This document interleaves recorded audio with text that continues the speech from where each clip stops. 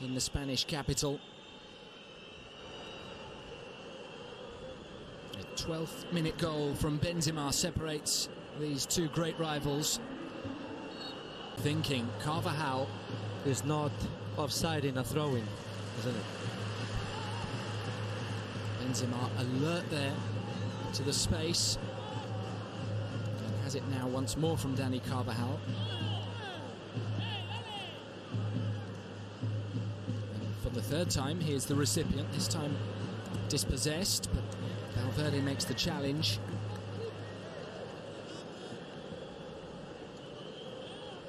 There was an interesting chat right now between Sanchez Martinez and Modric a few seconds ago. He went to the Croatian player to tell him something. Immediately after, Luka turned around to Vinicius and asked him to calm down. Well, it's been happening all season, isn't it? Vinicius getting into these troubles and protesting to referees all the time. So, well, that's not good for Real Madrid. And now is a good press of Dembélé. Busquets won it back.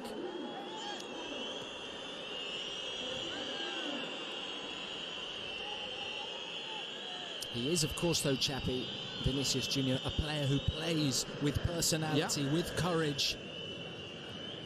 And that is an important part of his game. Of course, yeah. He has to defend now. This is Rafinha, square for Busquets. One more now for Pedri. Worked across to Balde. Madrid standing firm. Koundé back from injury and back into the starting lineup.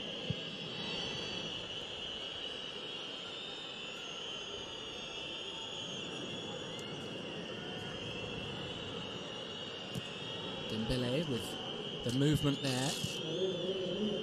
Possession equal so far, 50% for both teams. Here is Rafinha.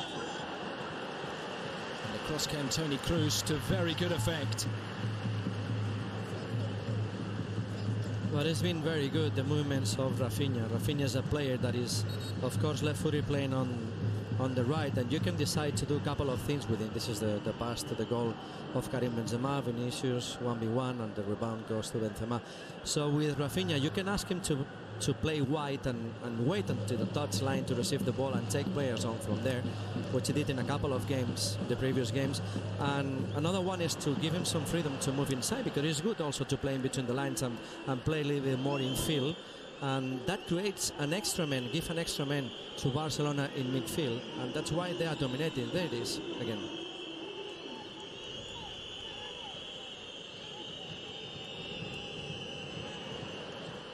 Very well won by Eder Militao, striding out from defence. And Modric caught.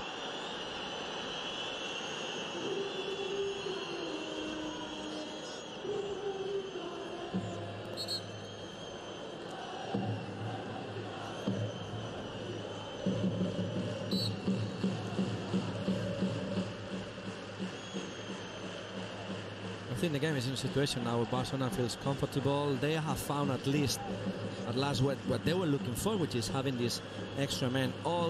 When Barcelona have the ball, it's always about having an extra man somewhere in the pitch, and now they are doing it. But for Real Madrid, of course, they don't want this kind of game, but they don't feel very comfortable. Let's see, Vini. An error.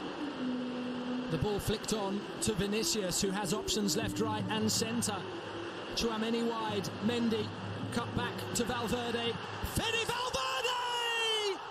Magnificent! They've soaked up pressure and they have hit Barcelona hard. What a finish from the Uruguayan. The champions lead by 2. And I think that Sergio Busquets was asking for an offside at the first ball that Vinicius received. I don't think there is offside. And then there is Sergio Busquets talking to the referee. Valverde, of course, very, very happy. And Real Madrid team, they just need a couple of spells of the ball, and that's it. There's going to see the passive position of Vinicius.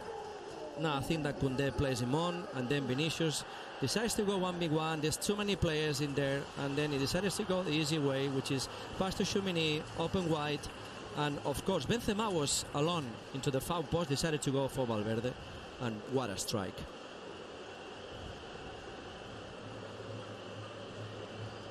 What a strike.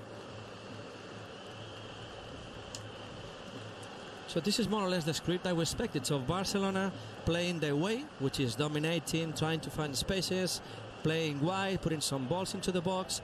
Not really struggling during these 35 minutes. But the truth is that he suffered a couple of times in the counter-attack, and that was 2 goals. It's as simple as that against Real Madrid. And an absolutely crucial touch there from Eric. It came off his head perfectly for Vinicius. So Fede Valverde has his 5th goal for Real Madrid this season in all competitions. And Barcelona have a mountain to climb. This is Frenkie de Jong, who has tested Andre Lunin. He was allowed to run and run there.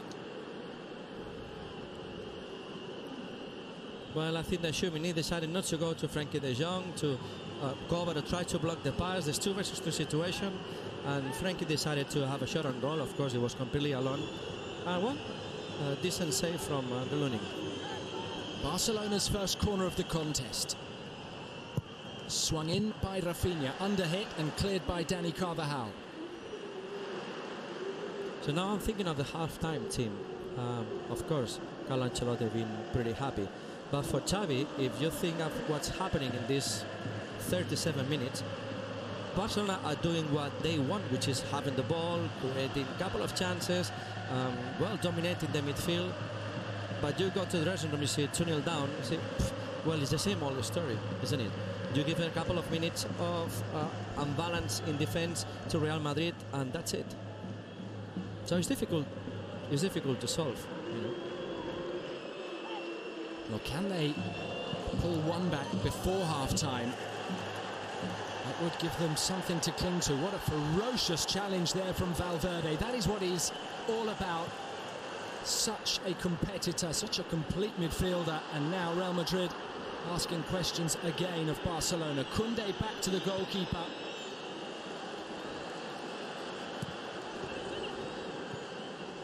Well, there was another bad ball from Ter Stegen. Rafinha had to go there. Problems for Barcelona to build, and now it's well done finding Busquets. Busquets to Lewandowski, who's under pressure from Valverde. The Uruguayan wins it. Here is Militao returning it to Real Madrid's imperious number 15. Does he get 3 lungs? It looks like he does, and the Madrid press talk about him as a player that plays 3 positions all at the same time. Seems to play as an attacker, a midfielder, and covering the fullback simultaneously. He's covering so much room. That's why he's playing ahead of Rodrigo today, because he can be a winger, he can be a midfielder when they don't have the ball. So fantastic game of Fede Valverde so far.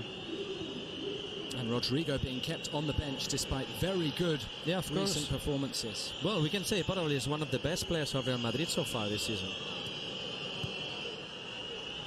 Barca in a positional attack, they like to do that.